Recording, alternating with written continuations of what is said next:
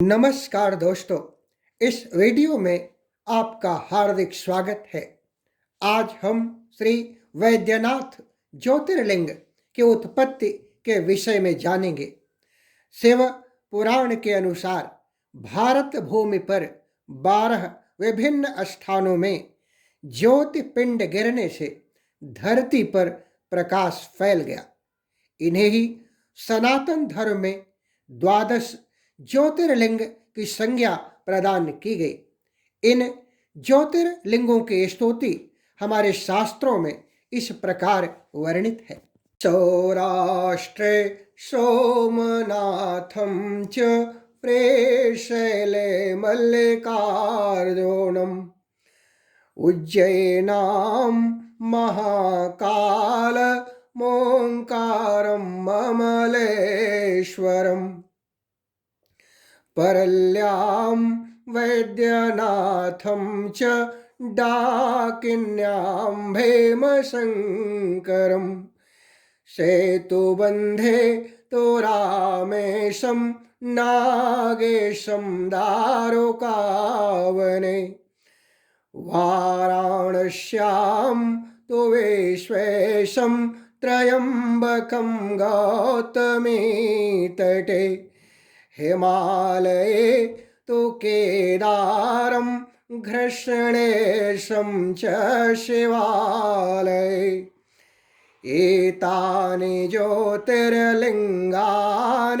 सायं प्रातः पठे नरः सप्तजन्म कृतं पापम् अस्मरणेन विनश्यति।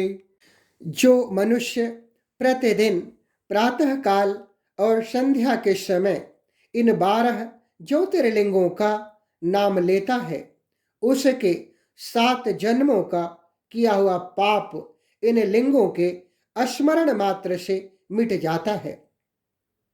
श्री वैद्यनाथ ज्योतिर्लिंग झारखंड राज्य के देवघर में स्थित है। श्री वैद्यनाथ ज्योतिर्लिंग का समस्त ज्योतिर्लिंगों की गणना में 9वां स्थान बताया गया है। इस ज्योतिर्लिंग की शास्त्र और लोक दोनों में ही बड़ी प्रसिद्धि है।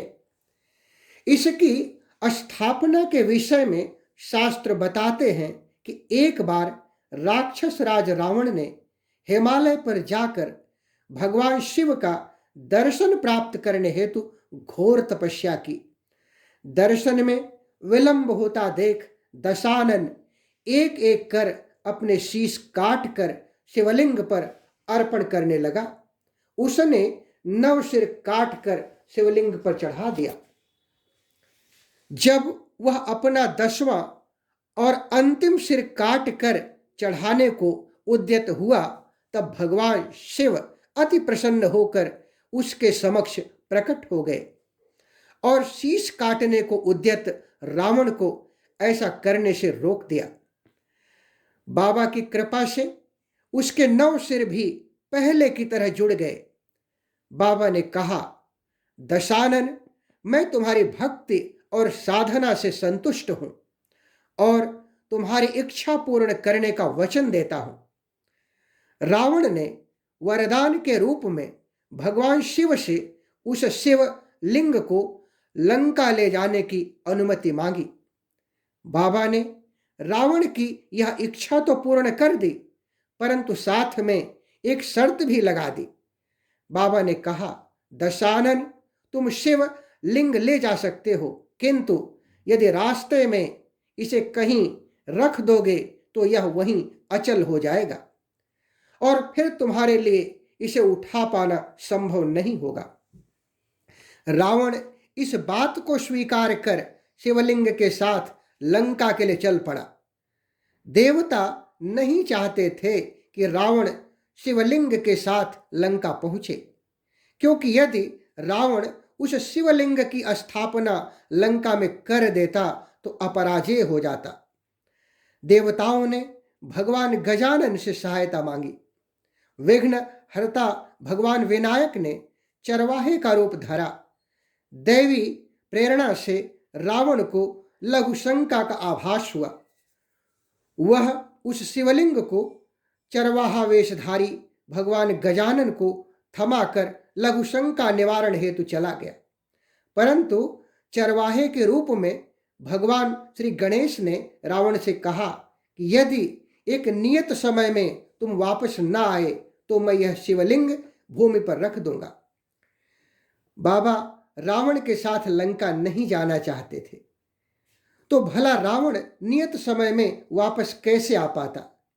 नियत समय बीतने पर चरवाहे ने वह शिवलिंग भूमि पर रख दिया और वहां से चला गया।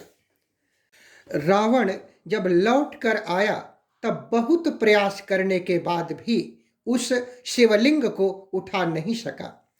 अंत में थक कर उस पवित्र शिवलिंग पर अपने अंगूठे का निशान बनाकर उसे वहीं छोड़कर लंका चला गया।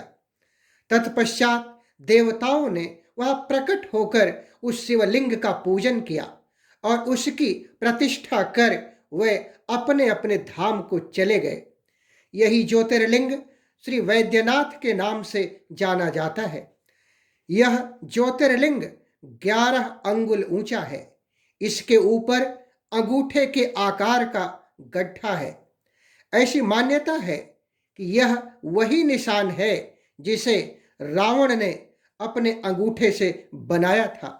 यहाँ दूर दूर से तीर्थों का जल लाकर चढ़ाने का विधान है। रोग मुक्ति के लिए भी इस ज्योतिर्लिंग की महिमा बहुत प्रसिद्ध है। इस ज्योतिर्लिंग की कथा से हमें यह शिक्षा मिलती है कि निर्मल मन जन सो मोहि पावा, मोहि कपट छल छिद्र न भावा। ओम कर्पूर गौरम करुणावतारम संसार सारम भुजगेन्द्रहारम सदा वसंतम हृदयारविंदे भवम भवानी सहितम नमामि। जो कर्पूर जैसे गौरवर्ण के हैं, करुणा के अवतार हैं, संसार के सार हैं और भुजंगों का हार धारण करते हैं, वे भगवान शिव माता पार्वती के साथ मेरे हृदय में सदैव निवास करें और उन्हें मेरा नमन है। यदि वीडियो पसंद आए तो इसे लाइक व शेयर करें। दोस्तों, भक्ति सरोवर अपनी संस्कृति और अपने अतीत से जुड़ने का मार्ग है।